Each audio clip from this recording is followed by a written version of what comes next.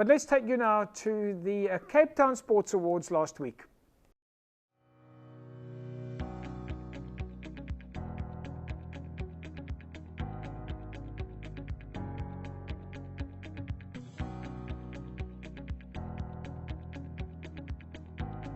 On behalf of the Cape Town Sports Council, I welcome you to the Cape Town Sport Awards 2021. Thank you. For me, it was one of my best seasons, or if not my best season I've had so far. So it really means a lot, and I know I can still improve. So hopefully I can be on the same, be nominated again for another award sometime in the future. It was insanely difficult because we only have one place to train, and it was locked down for a full year, almost a full year. So I had no place to train, to practice my craft. I had to, try to maintain my fitness without being on the ice. And a lot of my competitors, they were able to skate, for a few months before or for almost a year before the Olympic qualifiers, and I was only able to skate for 3 months. So I went in a little bit unfit, but I managed to make my country proud, and I did myself proud as well.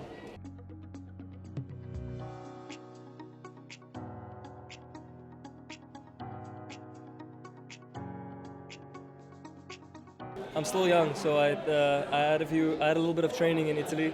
While I was there, my federation made a plan to keep me there as long as possible so I can have some training.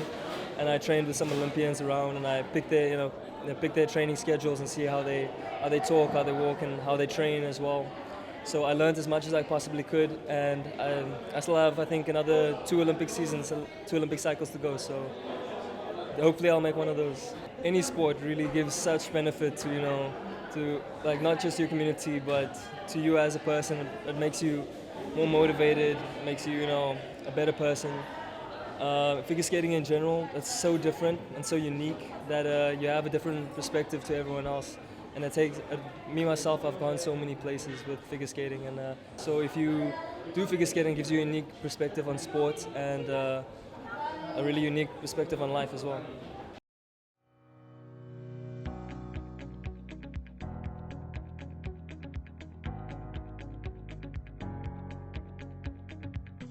Well, it's actually nice getting in a social setting a little bit.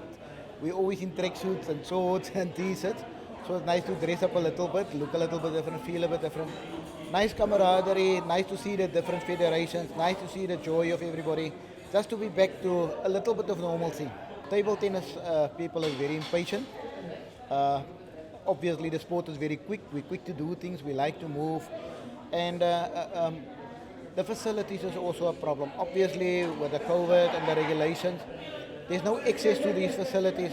Not everybody has a board in the garage or a neighbor that plays or somebody that plays. And to go to somebody to play with the regulation stuff, it was difficult. So once there was a little bit of freeing up of time and getting together, everybody was eager, but obviously we had to remain focused and adhere to the protocol. That was done. And we got some nice practices in at least, and we went to the national with a reduced number, obviously, also in line with the COVID regulations, and we did extremely well there. So we brought the silverware or the gold we brought home. So.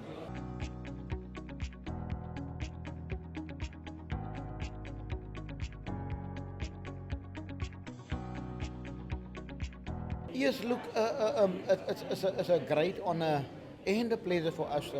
We've got runner-up in 2 categories. Theo Kogel got runner-up in the sportsman with a disability. Genevieve Lenz got the award for the technical capability. So it's been a good night for us. One of our nominees, Mr. Fuad Esek, a Journalist of the Year, who does a lot of work for us. We are proud and happy that he got an award because we would like the mainstream media to also come on board. But unfortunately, they're not on board yet, and we would like to see a change in that, obviously. So we are, as the people say, we are chuffed. Firstly, let me say, table tennis is not for the faint-hearted. It's a tough sport. You have to be dedicated. You have to be disciplined. You have to be focused.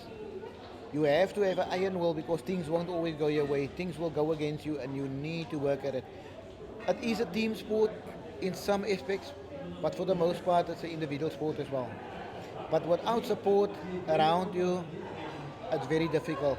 You need a lot of support. Obviously, we would like to have some sponsors on board sometime, We're working towards it, but it's very difficult, especially in the current climate. It's extremely difficult. But the sport have a lot of benefits, mental benefits, physical benefits, your health benefits. I always encourage parents to let the kids play sport because like table tennis, calculation, helps with the mathematics. You know, kids they struggle after starting to play table tennis. They do a little bit better, so it helps. And obviously, I've never heard of somebody with Alzheimer's that plays table tennis. Good for the brain, good exercise.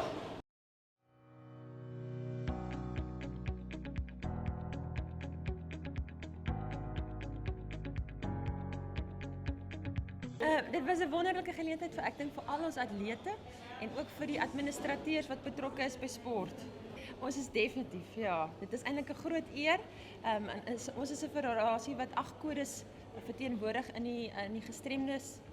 Kan jy sê en al die gestremde skole, soos al die clubs en skole en as al die sportskole, so is een vereniging wat die hele ding hanteer. Ek dink ons streef na die ontwikkeling. Op hierdie oomblik was ons ook maar redelik beperk met die COVID, maar hopelik nou in die jaar wat kom, gaan ons baie fokus op dit om weer ons sportkodes aktief te kry, want soos ek sê, ons kyk na 8 sportkodes in die gestremde sektor. So ja, dit is ek dink is een van ons groot doelstellings vir 2022. I think that we've seen some development in our senior clubs over the last year. Yes. Not as much in the schools because there was very little school sport happening. Yes.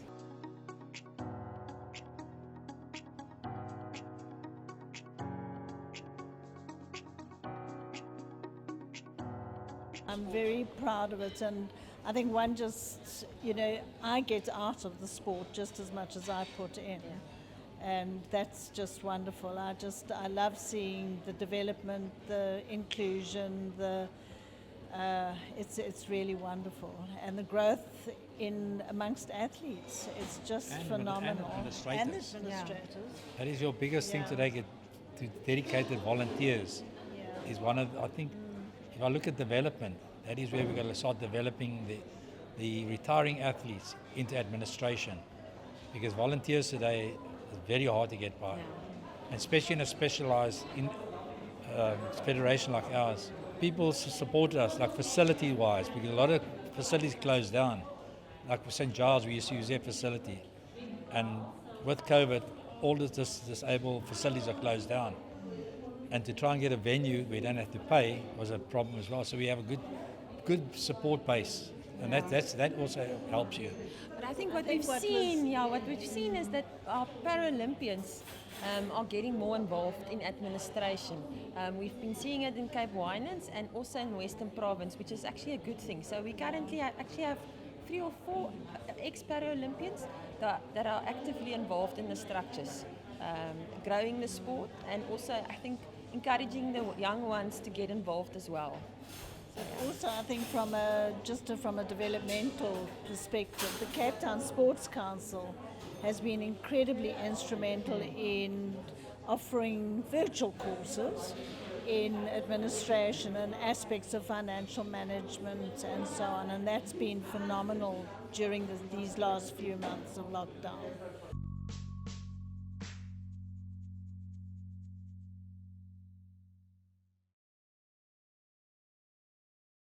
Welcome back, everybody. Great to see the Cape Town Sports Awards, of course, in action. There were quite a few people there. You held here at the Belmont Park in Cape Town.